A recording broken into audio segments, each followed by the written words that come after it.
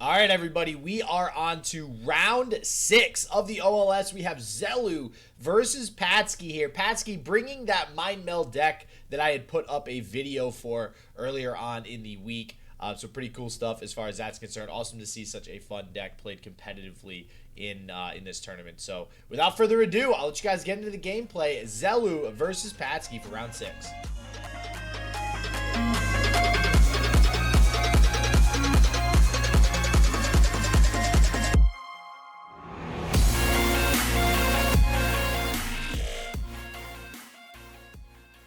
So this is not War Mother's Call or Feel the Rush. This is Avarosan Outriders. This is Freljord Overwhelm Allegiance with Atrocity as the only Shadow Isle card.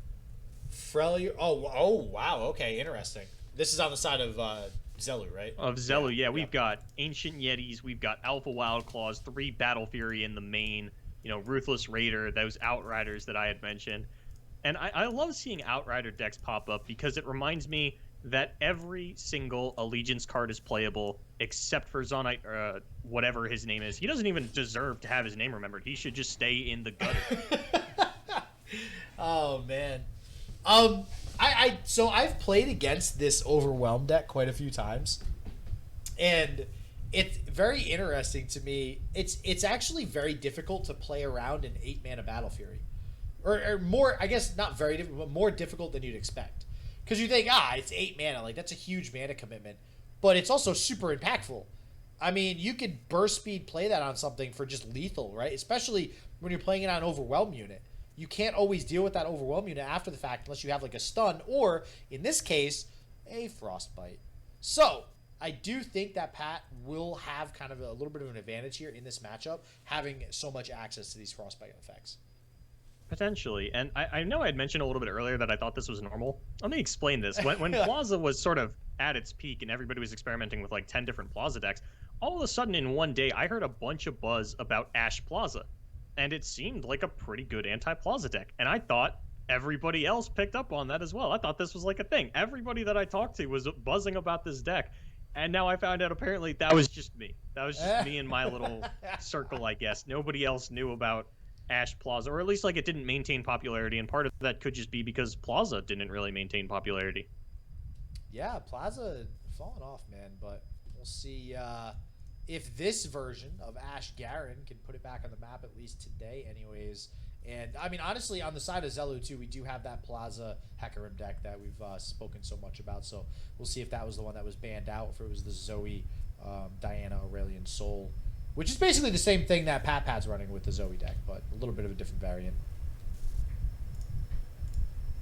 Well, Alright, it looks like Pat might have figured out the blocks that he wants to line up. Yeah. And I gotta say, it feels kind of bad to play your Plaza deck and not see Plaza. I mean, that just kind of is what it is. These cards, they feel like combo decks, right? I mean, Scouts, same thing. Oh, yeah, here's the Frostbite. So the reason that we're blocking with the Rhymefang Wolf rather than the Laurent Chevalier is in case of Troll Chant, we'll still kill this trap. Yep, here we go. All right, well, we'll see. The thing I will say about this Overwhelm deck, it's so weird. Like, it should be able to keep up tempo early on, but versus something like this Frostbite, Frostbite is almost always in this matchup going to be able to get the better of the trades. Which honestly is why I'm a little bit surprised that we didn't see this Frostbite deck get banned out. First off, we all know what I'm going to say. I swear to God, if he banned Mind Meld, I'm going to be pissed, all right? I'm just throwing that out there. But I don't know, it's a little weird because I feel like this Frostbite deck has a decent matchup versus not just this, but possibly the Hecarim deck as well. So, I don't know, maybe Xeloo just thinking a different deck was going to get banned out. No more Frostbite effects here, though. But yeah, this is going to trade with that Yeti, and we're just still way ahead on board for Pat. All right. So, I mean, and now, oh, wow, just a pass out of Xeloo. Wow. That is actually a little intimidating. The smaller stuff that you could throw down for that amount of mana is not really that threatening. It's really the big heavy hitters, the 6 and the 7 and the 8 mana cards that you want to be worried about. So when your opponent floats and just says, yeah, my hand from here on out is just 1 unit a turn, and it's a big one. Yeah. That can't be a little intimidating.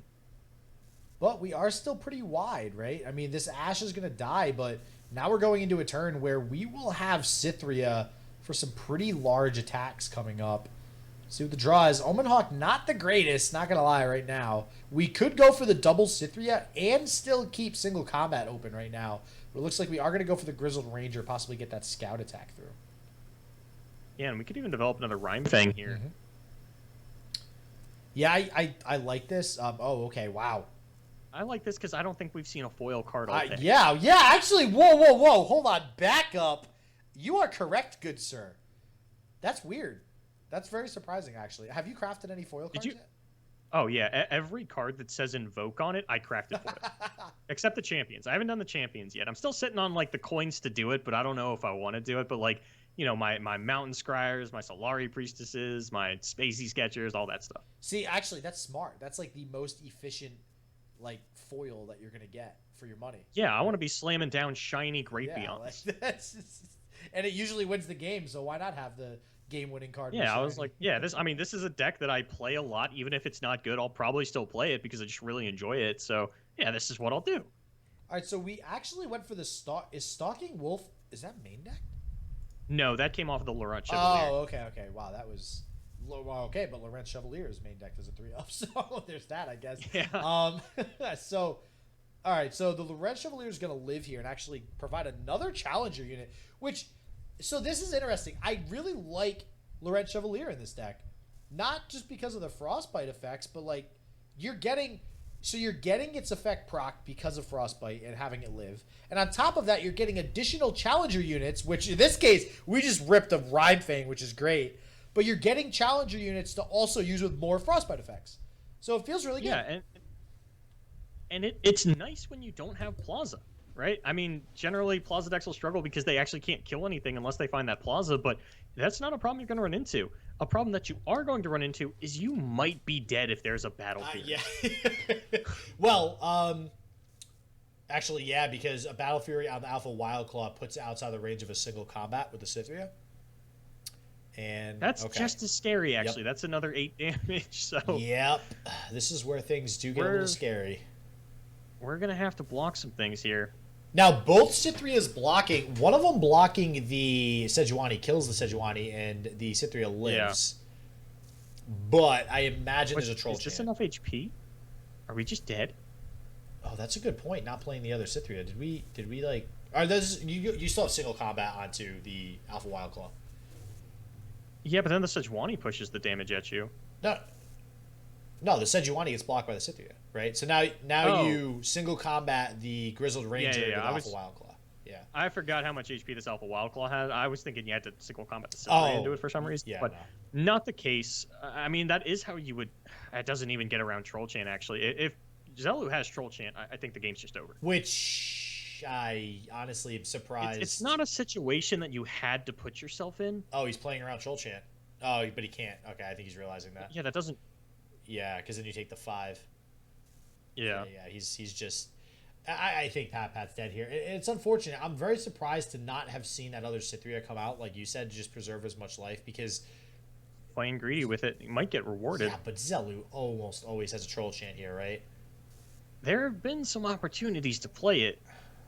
That would be crazy to still not have it. I mean, he only plays 8 spells. It's definitely not unreasonable that he just doesn't have it, right?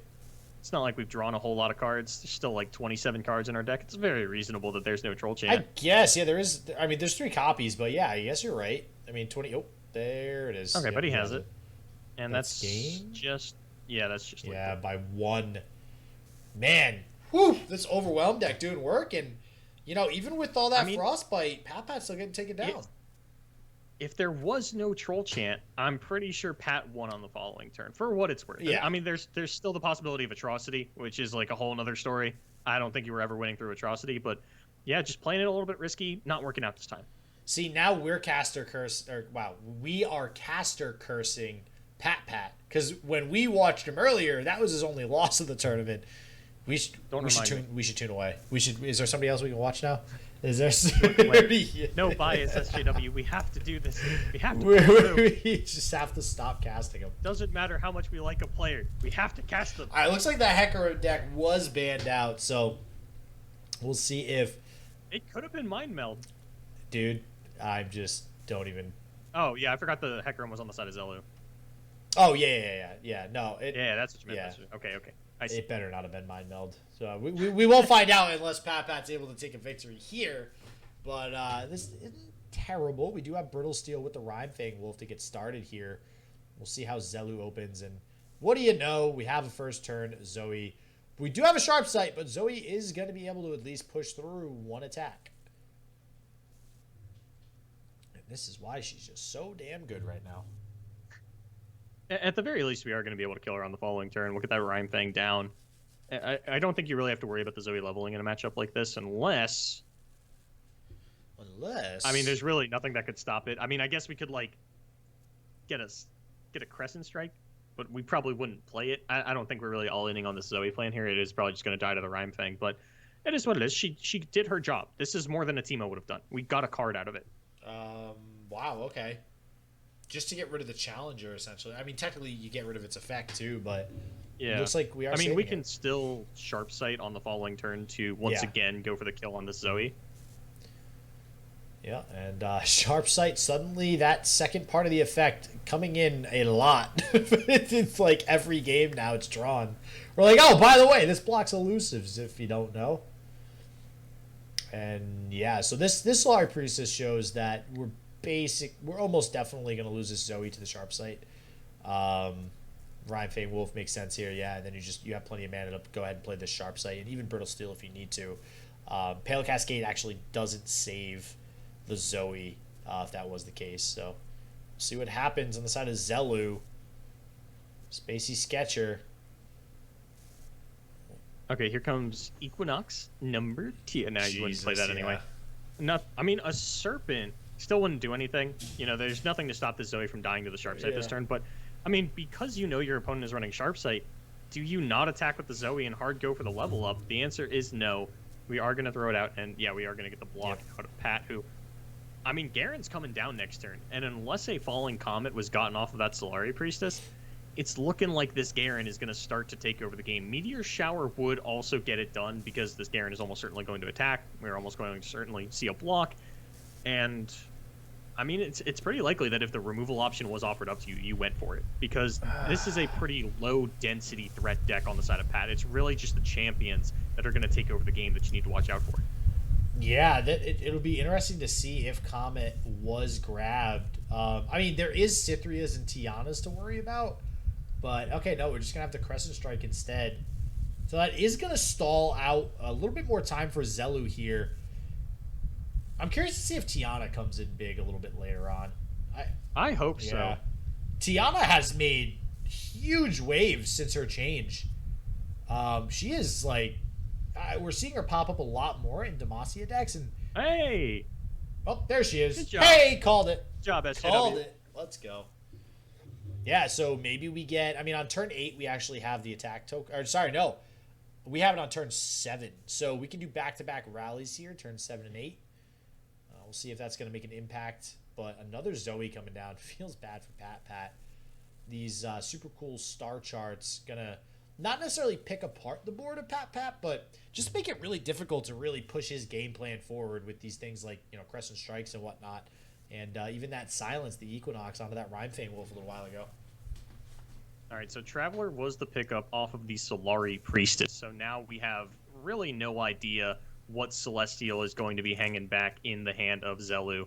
But at the very least, Pat should be able to get this Garen through, level it up on, I would guess, the middle of Xeloo's turn, thanks to the Tiana Crown Guard. But Equinox These again. Equinoxes are a pain in the ass, I'll tell you. That one actually came off the Traveler. Oh, wow, yeah. So that means... Okay, so we do not have removal at this point. At least not, well, we don't have removal for the Garen. There's no Comet or anything like that. Yeah. And that super cool star chart is just going to get something cheap again. And okay, we have another Equinox. This is, what is this? Xeloo, what are you doing, man? What the heck?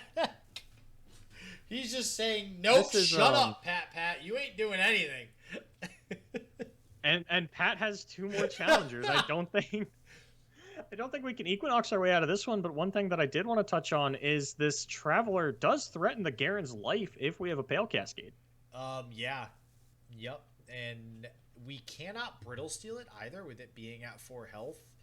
We don't, I mean, we could challenge it with something like the Laurent Chevalier, but that one's so bad. What is going on? Why are we getting all of these silences? This is so... Pat, can you do it? Can you just kill the Zoe? Nope, another hush. I'm calling it. Another hush. I'm calling it. I don't even think that would be good necessarily. I don't think it would either, but at this point, Xeloo's all in on just silence. And the worst part is this Zoe's definitely dying next turn when, you know, these 2 units are going to be unsilenced when a Crown Guard comes down. I called it! Oh no, Pat! Oh no! Oh no, Pat! Hold on. Oh my God. I mean, he's got Brittle Steel, so it's fine. You just have to remember to save the 2 that are hushed so that you can Tiana to challenge the Zoe next turn. Oh my God, dude. Xeloo's probably cracking up right now. Oh my God. How important is Zoe to you, Xeloo? Pretty freaking important, it looks like. Oh man, there we go. The Brittle Steel to save the hushed Laurent. Here comes Pale Cascade. No. Oh wow, no Pale. Okay. I would imagine. Okay, I was about to say, I imagine that a Pale Cascade would have tried to have been proactively used on the Garen. Oh my God. I mean, I think at this point, Pat should be able to take it. Probably. I mean, we have a TI. We have.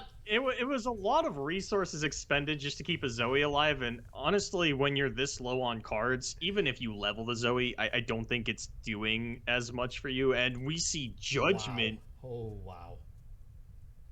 Yeah, this Sunforger does mean that Tiana Crown Guard gets to come down, should be able to kill a Zoe now. Jesus. All right, so, and there's really, I mean, Sky's Descend is really the removal that Xeloo has. There is 2 of them in this deck, but... I don't know if we're ever going to get to that point. Okay, I think Pat was contemplating a Brittle Steel there. Oh, hey, look, we have a Challenger unit that can challenge Zoe. That's not silenced. Do we just... Wait, hold on. Are we actually not going to pull the Zoe? Okay, thank you. This is... He's thinking about pulling that Sunforger and just saying, you know what, you have to block with this Zoe, actually. Otherwise, I just have lethal. Like, we... And, I mean, so I don't mind this because it is the only way for you to level the Garen. Oh, that's a good point. You want to protect the Garen. Safely. Yeah. And, like, even if this Zoe levels, I don't think it's killing I don't you think it matters or anyways, losing you the because game. you're going to open attack next turn anyways, so, like... Yeah. I think you're good, but... So now... So here's what happened. Those silences weren't the right play. Xeloo's just, like, power move. Silencing everything. Xeloo's probably, like, falling out of his computer chair laughing right now. Well, now Pat, the right play was probably to pull the Sunforger, but now Pat's like, you know what? No, you made a power move. I'm making my power move. I'm killing this Zoe. I don't give a shit what you do. And I think that the Tiana Crown Guard is probably going to be enough to actually still win the game for Pat. He also does still have, you know, this other Garen, this Scout still to get down, and I mean, there's really just not a lot of cards on the side of Xeloo. Yeah. Yeah, even this Judgment. And this open attack, I think this actually just wins it, right? I mean, there's still a star chart. We can probably get something down. Yeah, but like what, a messenger? If the messenger comes down, we still have lethal. Yeah, we'd have to find a star shaping or some kind of healing. It's not out of the question. If we find star shaping, is that enough to live through the T? Yeah, we're only taking 9. Well, we have the star sharp sight now. I mean, do you ever develop there to guarantee lethal, or? Like, was the open attack, because we know star shaping was an issue. Is the open? Oh wait, is that still lethal? Or he has to block the Tiana. Yeah, now he doesn't have lethal. Now he's gonna be what, 1 off of lethal or 2? I don't know. I mean, I guess what he was thinking is that I play a unit, my opponent plays a unit, I play a unit, they play a unit. I still don't have lethal. Okay, I guess, yeah. And this is a very unit-centric deck on the side of Xeloo. So the chances that there's plenty of units to throw down as blockers is pretty big. Yeah, he would have been 1 off with sharp sight, so... I did like getting the Garen down though, and just kind of Screeching Dragon pickup. It's pretty big. I think we're still good. I mean, Xeloo's got 4 cards, so We might be good. If there is like an Eclipse Dragon or just any kind of dragon or Celestial into Skies. a 13 mana Skies Yeah. Descend, but I don't think that's really going to work out. yeah, I don't think it's gonna matter because we can't play Skies next turn no matter what, and then we can just open. We only have expensive Celestials, even if it's something like a, let's say we get a Great Beyond and, oh, here's a question. Do you have to Sharp Sight block Great Beyond? Because your opponent runs Atrocity. Yes. So, okay, well, here's the Living Legends, and I see what you're getting at. Does that actually keep Xeloo in the game? It might keep Xeloo alive. I think Xeloo's only shot would be a big Celestial into Atrocity, and I think the Sharp Sight from Pat means that he's going to win this game. Yeah. Man. Who would have thought that Sharp Sight allowing you to block an elusive unit would be such a game-breaking effect for that card when it first came out? And shout out to Black Boss, the first person I ever saw running Sharp Sight, and I believe it was against Pat actually in the debut that we got to see of him. Yeah. And just able to block. I remember that. Yep. His poor elusives. He's BM. Xeloo's BMing. Xeloo's BMing. This is. or unless we get a Great Beyond now, then it was to buff up the Great Beyond. What is that? 4 Equinoxes? That's the whole field is silenced. Like you might. What's that new Moonlight or whatever? The 5-cost silence 2 things. I mean, I don't think it's Moonlight. I want to say it's like Moon Glow something. Possibly, yeah. But we got a Trickster. Looks like we didn't get a big elusive unit, so we're probably Moonlight okay. Affliction. Ooh, that's okay. So this is a semi-decent. I don't think it is. Oh no! Please save the Brittle Steel for the Golden Sister. Oh. You can just Sharp Sight and block one of these. Yeah, and I guess this actually. Well, it's not gonna I level don't think the it Garen. matters too much, but I definitely think I would have preferred to stop the lifesteal next turn rather than just not have 3 damage get pushed through. I mean, we are still gonna just drag this all the way to the end. It looks like so. Not the biggest deal. Yeah. Just spooked me a little bit. Yeah, it's always. I get worried too when we watch games where it seems like it's one-sided and somebody's gonna win the game. Sometimes you get a little too confident that you're gonna win, that you just start to make like really easy decisions with your playmaking. And Yeah, it's things like that scare me. Where it's Yeah. like I can't think of any reason where you Brittle Steel that Trickster there. oh yeah, exactly. Okay. Yes. All right, it wasn't bad. Woo! Let's go. All right, Let's go. We need the Monastery to get us through. Oh man. All right. This is going up against. Okay. So this is going up against basically what is one of the more popular decks right now in this Zoe Diana variant with Atrocity. Yeah, I love it. Very curious to see how this does here.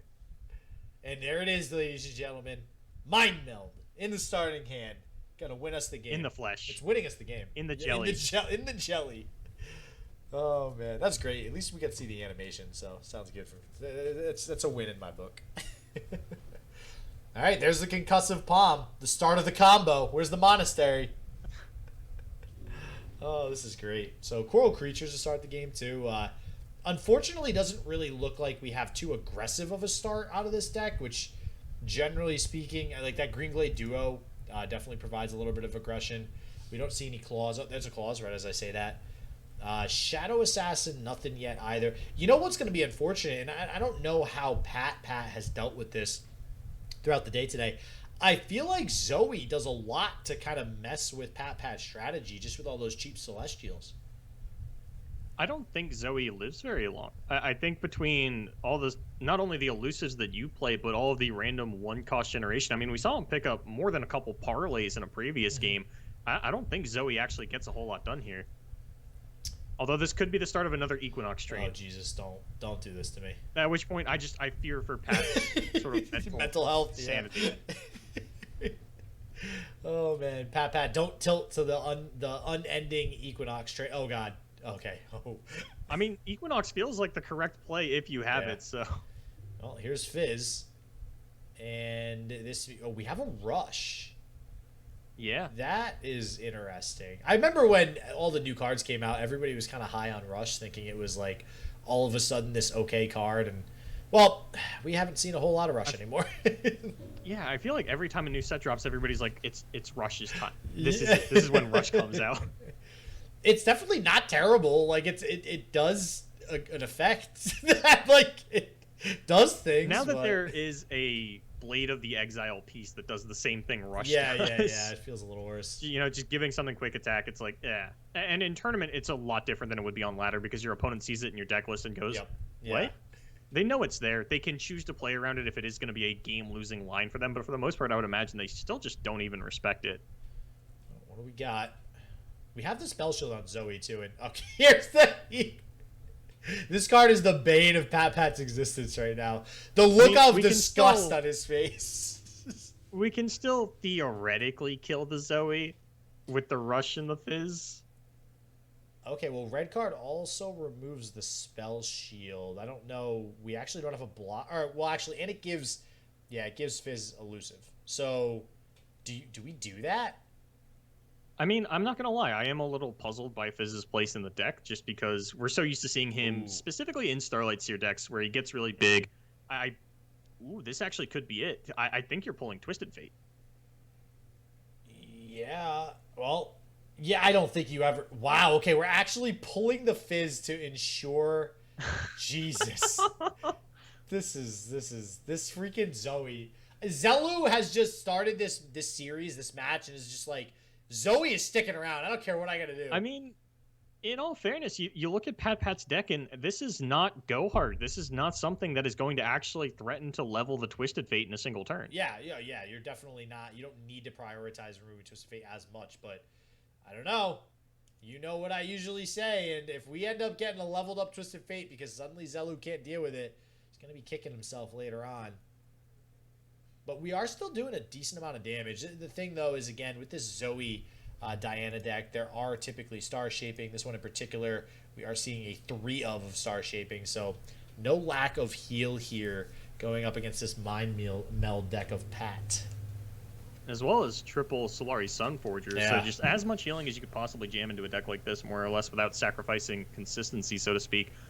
The one thing that I'm really worried about for Pat is the existence of the Sky's Descent. Because if we see a Mind Meld into a Sky's Descent, I'm going to cry. I'm going to cry for it. Well, it shouldn't be too hard to get his opponent underneath, like, 11 mana. You know, depending on what's on board, obviously, and then be able to play the Mind Meld so that we can't actually play this guy's Descend. It's such a big mana commitment. Like, I feel like we could bait something out of the opponent most of the time, but you're right. I mean, that's going to feel really bad if we lose a Mind Melded field this guy's Descend. I really hope that doesn't happen. And here we go. Here's the homecoming. We're finally going to maybe prevent this Zoe. I guess because now we can resummon the Green Glade Duo. It does represent a blocker for this Zoe now, and the Zoe will also now go back down to 1 health and reset her level up. Well, what's that card that's revealed in Xeloo's hand there? Is that a super cool star chart? I believe so, yeah. Yep. Yeah, that's an Equinox, buddy. Yeah. Obviously. I swear to God. I was a little surprised that Pat didn't wait for the attack. Oh, yeah, that is a little weird. Yeah, generally speaking, I mean, just as a rule of thumb, and I've always said this before too, like, you want to be playing reactively for the most part, because you want your opponent to commit something before you make a decision, and that's a perfect example right there. Yeah, generally a good rule of thumb is to just wait until the last possible second to do something. Yeah.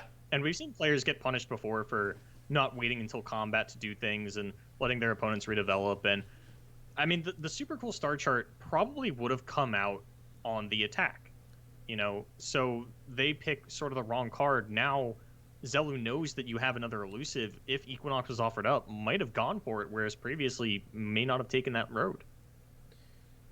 Yeah, this feels rough. Now, I'm trying to think, besides Sky's Descend, is there ever a world, is there anything that Xeloo can do to deal with a very large Mind Meld field?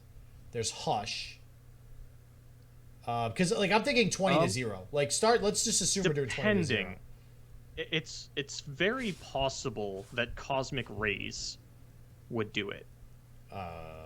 Like before the Mind Meld hits? After the Mind Meld, because it obliterates everything that costs 3 or less. Oh, that... Or is it cost 3 or less or 3 or less 3 less attack. I'm pretty... 3 or less? Okay, yeah, I don't know why I thought it was cost. So, yeah, never So... mind. I mean, there are tools like that to just stop the board from getting wide in the first place. Yeah, exactly. But I think just as far as like playing the Mind Meld and going in for the attack, Hush would be the only thing that actually actively stops it, unless we get something like Supernova to delete 2 units. Yeah, Crescent Strike Crescent is Strike. basically as good as Supernova in that regard. Mm-hmm. So actually, yeah, it's probably better to be honest with you. So, but I mean, we've seen Pat just really get clogged up on these concussive palms multiple games now. Yeah, Ye Be Warned. I mean, we really need to, I think, get one of these Ye Be Warns off. Probably going to wait till the last minute to play that. Maybe we get something like a Green Glade Duo here, which is nice. I mean, this will push through a little bit more elusive damage here. And at 5 mana, I don't think there's... I mean, if there is something like a Crescent Strike, that'll feel bad. You know, stunning both of these elusive units. Xeloo does still have Zoe to block if we really need to. I don't think Xeloo is really in a position where he's too worried about taking too much damage just because of the star shapings. What I'm worried about is we Ye Be Warned the Zoe and Xeloo responds by hushing the vulnerable off of it. Jesus. Because if that happens, if Xeloo just plays the mental game of let me play defend the Zoe 2 games in a row with just some of the most absurd lines, that's going to do a mental toll. And maybe enough of a mental toll to win the game. Yeah, that stuff always feels so bad, too. I mean, there's really not a lot of great Hush targets in a deck like this. The problem that you will run into, though, is the fact that there are still 2 elusives on Pat's side. I don't think you would ever actually go for a Hush on a Zoe in a situation like this, just because you can't attack with her next turn. Yeah, and then she also is no longer an elusive blocker, if that's the case. Unless you're going to Hush her here just to keep her in the back line and go for a level up. Which... not out of the question. It's not like Pat's really teaming to the brim with removal. It'd have to be either one of these challengers, like the vulnerable down onto the Zoe, but no, it looks like this will be the death of her. Yeah, and here we go. I mean, we'd have to trade the Diana and the Messenger here. Why do you ever... You don't ever... I mean, it's not like that Solari Priestess is doing anything for the rest of the game. No. I mean, why are we blocking with the Diana and not the Messenger? Oh, we need a Celestial. We need the Celestial on field. Yeah. So that screams to me there might be a Supernova or even, like you said, Cosmic Rays might come down, which is going to completely kill Pat's field. So something that is worth noting about Cosmic Rays is that you don't actually have the board space to double Concussive Palm to get your Green Glade duos into the 4 attack range. Yeah, that feels bad. That feels really bad. And that might be why. That's another reason, I think, why the blocks went the way that they did. Not killing that other Claws of the Dragon. Keeping the field pretty big. Possibly. I mean, I don't know if Xeloo thought that far with the Concussive Palms, but if Cosmic Rays comes out here, that's going to be rough. Now, actually, yeah, I was going to say, then you could play the Wiggly Burblefish, but then, you know, there's probably still some star shaping in Xeloo's hand. But instead, the Solari Sunforger is still more lifesteal that we're going to have to get through here. And we're not going to have a problem getting through it, actually. We do have the Concussive Palms, and this is where they're going to come up big. Yep. Now, do we finally block and just kill a Zoe? Like, is this like... I believe so, because we can still get down the Burblefish. Are we seriously letting this Zoe live? So we... Maybe... Alright, so maybe Pat is wanting to do... another Concussive Palm on the Zoe next turn and push through the damage with the Green Glades? I mean, we might just see the Burblefish sort of pre-combat and say, you know what, here's 3 lethal attackers. You need more than just 1 Hush to actually stop me. Yeah. Well, yeah, and if that's the case, then he might represent lethal with that other non-Hushed Green Glade. Actually, I lied. That doesn't even work because the Zoe's still a blocker. You should have just blocked it. Because even if you have 1 Hush, you're only getting through with 1 unit because Zoe just blocks a different one. But now I have a super cool start chart that I wouldn't have had previously. Which, if that gets an Equinox, that's a rough look for Well, Pat. I got a Messenger, it looks like. But okay. we can stun the Zoe, though, right? With the Concussive Palm to take that blocker off the board. Yeah. And we have Fizz. Man. What's this TF at? He's been here for... He's at 7. Yeah, what? nuts. This TF, wow, that's... Oh. It's just organically been here for like 6 turns, and I think it saw a Key Guardian get played. That's crazy. There's really not a whole lot of draw in Pat's deck. Now, there's no world where we didn't play...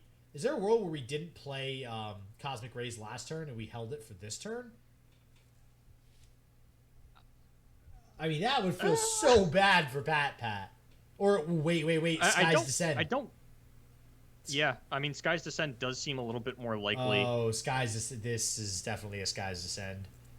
If the Skies get descended here, Pat wins the game. Oh, wait! Because of Burblefish and Fizz. Yeah. Oh, interessante. I think that here's the problem, right? Is that you don't have lethal on board at the moment. Oh no, you do actually, because you have one more attacker than your opponent has blockers, and that would at the very least force. I mean, it's this awkward situation of I need to develop more so that I don't get blown out by star shaping. Well, you definitely develop one unit here, right? Because you can still... Oh, no, the concussive palm. Yeah, it's just going to get blocked. So... Oh, man. You are now getting into Pat's struggle here in the final moments of this game. Well, wait. TF levels up with Burblefish. Wait, does it draw? No, it randomly generates. Ah, that sucks. Yeah. Okay. Okay, well, we're going for basically lethal here. This is potentially lethal unless there is some kind of star shaping or atrocity. Yeah. Atrocity would also just save you. But wait, why did I think that this was lethal? Yeah, because he has more units. I tricked myself with the amount of numbers. He has more units. But the two of them could still make it lethal. Wait, Yi warned? I mean, that draws a card that levels the Twisted Fate. All we need now is a red card. Oh. Yeah, but there's no way there's not like a... I mean, that would... Skies. Well, no, I was going to say star shaping. That's going to be crazy if we do get something that puts Xeloo below 5 mana. And okay, never mind. Well, there goes that. Well, I mean, Pat still has the board. And now Pat has a level Twisted Fate, something that we talk about a lot when it comes to these Targon decks. And generally, we see the Twisted Fate decks have a little bit more draw power. We see this happen a little bit more threateningly instead of just this came down on turn 4 and then lived the entire time. But this is going to clear out the board. That's going to take Sky's Descent off the table as a threat for the following turn. Ooh. And we even have a recall to save TF if it does get threatened. Oh, I was going to say actually for the Burblefish. Oh, yeah. Oh, okay, yeah. Or the Burblefish. This is... And I think that this TF is actually just going to generate enough advantage on its own that Pat is going to win the game even if the Twisted Fate dies. He's just going to get enough cards finally to be able to overwhelm Xeloo. And maybe now... No, I mean, we still have a Concussive Palm to save the Twisted Fate. We don't need the recall. Yeah, I mean, for the most part, I think we're golden here. Haha! And the gold card comes out. I hate you so goddamn much. I totally meant to do that. Planned.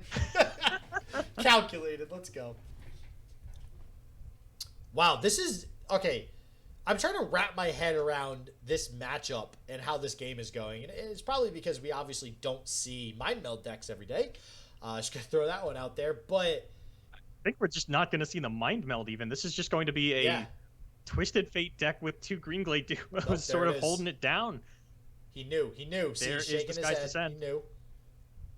And this is the attack turn for Xeloo too. And we have a stun. So we're not even in range of something like an attack into atrocity or something like that. That puts us in range. This, oh man. Now I guess there's still 2 Celestials on board. Is there enough? There's still enough mana next turn if no more mana gets spent for Xeloo for another Sky's Descent. I think Pat's gonna be able to win on the open, no problem. Actually, wait, and what are we at for? We could just never mind. We can get the red card out too, which clears the board. We could just clear the board with Twisted Fate.